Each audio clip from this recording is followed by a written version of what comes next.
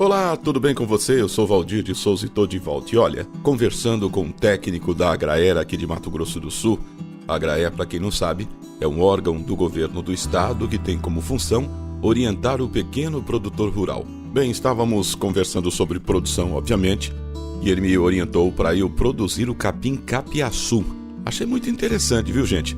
Porque é um capim com alto teor de proteína e baixo custo de produção que você vai estar acompanhando no decorrer do vídeo. E por este motivo, eu resolvi compartilhar com você o que eu encontrei sobre o capiaçu. E se você gostar do vídeo, então compartilhe com seus amigos, se inscreva no meu canal, deixe o seu like, o seu comentário, a sua sugestão de vídeo e também não esqueça de ativar aí o sininho, né? Tem um sininho aí embaixo para você ativar e aí toda vez que eu mandar um vídeo, que eu postar um vídeo, chega automaticamente para você.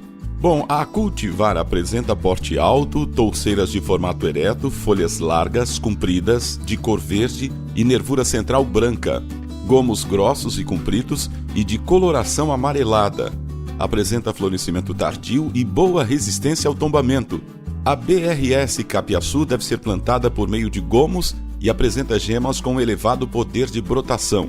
Outras características da cultivar BRS capiaçu são as seguintes: a BRS capiaçu pode ser cultivada em locais de clima tropical, é exigente em relação às condições do solo, devendo ser cultivada em solos profundos, bem drenados e de boa fertilidade. O capiaçu destaca-se das demais cultivares de capim-elefante por apresentar resistência ao tombamento, facilidade para a colheita mecânica, ausência de pelos, né? Assim como tem a cana, por exemplo, o capiaçu já não tem. E touceiras eretas e densas. O capiaçu pode ser oferecido aos animais tanto como silagem de boa qualidade, como picado verde no coxo. O potencial de produção de biomassa do capiaçu supera o do milho e o da cana-de-açúcar, atingindo média de 50 toneladas ano de matéria seca. Uma outra característica favorável desta cultivar é a tolerância ao estresse hídrico, o que a torna alternativa ao cultivo do milho em regiões com alto risco de ocorrência de veranicos. Para estabelecimento da cultura devem ser escolhidas preferencialmente áreas com solos férteis e com possibilidade de mecanização e irrigação. E aí também recomenda-se que a capineira seja formada em área que facilite o transporte da forragem colhida, o enchimento dos silos e a realização da adubação orgânica. Aí uma outra coisa também, viu? Devem ser evitadas áreas de várzeas úmidas ou sujeitas a alagamentos, uma vez que o capiaçu não tolera solos encharcados. O solo deve ser preparado de forma convencional, efetuando-se arações e gradagens conforme a necessidade e condição do terreno. Já a calagem deve ser realizada com base nos resultados da análise de solo, visando alcançar aí 60% de saturação por bases. Na fase de preparo do solo, atenção especial deve ser dada ao controle de plantas daninhas. Muito importante, viu? De forma a não comprometer o estabelecimento e a longevidade da capineira, bem como também evitar capinas e aplicações de herbicidas após o estabelecimento da cultura. E o plantio deve ser realizado no início da estação chuvosa, em sulcos de aproximadamente 20 a 30 centímetros de profundidade e espaços entre si de 80 centímetros a 1,20 m.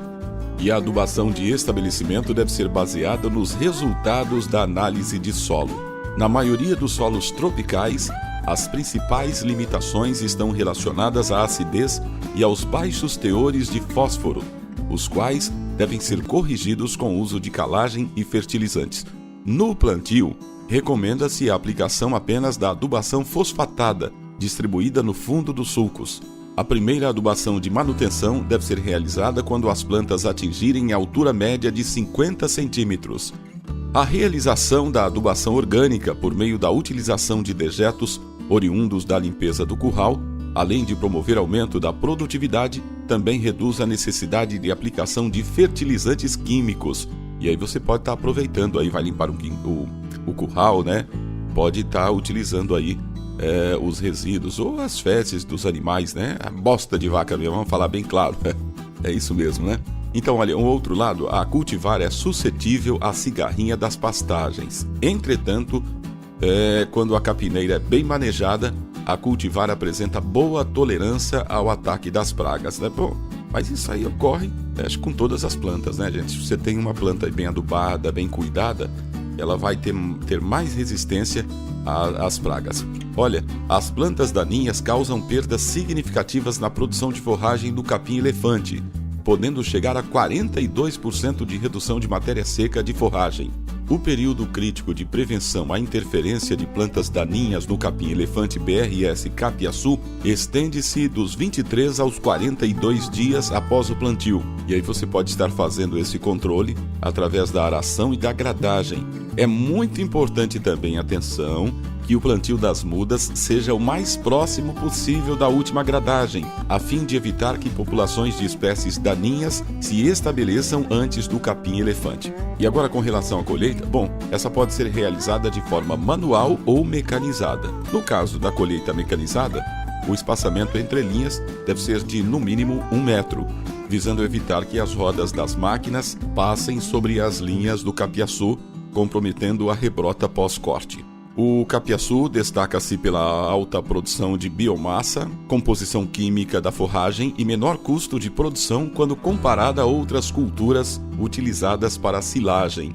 O capiaçu apresenta produção média de 100 toneladas hectare ao ano de massa verde, ou seja, 300 toneladas de massa ano em 3 cortes anuais. Este potencial de produção representa cerca de 3 vezes a produção de biomassa obtida com as culturas do milho e do sorgo. Para fornecimento de capiaçu na forma picado verde no coxo, recomenda-se que o corte seja realizado quando a planta atingir de 2,5 metros a 3 metros de altura, aproximadamente entre 50 e 70 dias na estação das águas.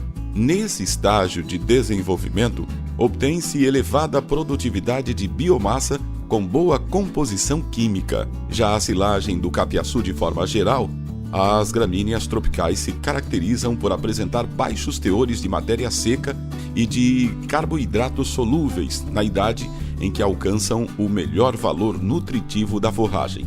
A ensilagem de biomassa com alto teor de umidade pode inclusive, atenção para isso, pode inclusive prejudicar o processo de fermentação no silo e aumentar as perdas.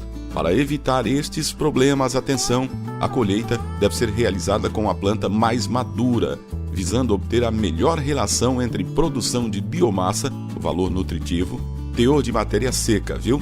E aí recomenda-se o corte do capiaçu para a ensilagem quando as plantas atingirem altura média de 3,5 a 4 metros, o que ocorre próximo aí dos 90 a 110 dias de idade de rebrota. A colheita neste estágio resulta em melhor relação entre produção de silagem e composição química. Contudo, não é recomendada a ensilagem do capiaçu com idade avançada e acima dos 120 dias de idade de rebrota, em função da perda de valor nutritivo. E a obtenção de silagem de alta qualidade também depende do tamanho das partículas, aí cerca de 1 a 2 centímetros, e também de boa compactação do material ensilado. Ainda segundo especialistas, o uso de aditivos pode melhorar o processo fermentativo, resultando em uma silagem de melhor qualidade. E aí, fazendo uma análise comparativa do custo de produção, a silagem do capiaçu apresenta teor de proteína bruta inferior ao das silagens de milho e sorgo e superior à da silagem de cana-de-açúcar. E os teores de NDT do capim-elefante são inferiores ao das demais silagens. Todavia, as quantidades totais de proteína bruta e de NDT produzida por unidade diária pelo capiaçu são maiores que aquelas obtidas por milho, cana-de-açúcar e sorgo, devido à maior produtividade do capim, como a gente já falou aí, três cortes, 3 colheitas ao ano por hectare, você pode produzir aí, se você seguir todos os passos direitinho, procurar um técnico ou uma empresa especializada, você pode colher aí cerca de 300 toneladas ano. Então é muito importante você estar atento a esses detalhes. E olha, o uso de silagem do capiaçu na alimentação de vacas em lactação implica na necessidade de maior quantidade de concentrado na dieta em relação ao uso da silagem de milho, visando atender aos requerimentos nutricionais dos animais. Devido à alta produtividade do capiaçu, a silagem produzida com este capim apresenta menores custos de produção por hectare, chegando, atenção, chegando a ser 57% menor do que o custo de produção de silagem de milho, 42,3% da cana-de-açúcar e 43,7% do sorgo. Desta forma, a silagem do capiaçu constitui alternativa de fonte de suplementação volumosa, barata e de boa qualidade para uso em sistemas de produção de leite e carne bovina e também para pequenos ruminantes.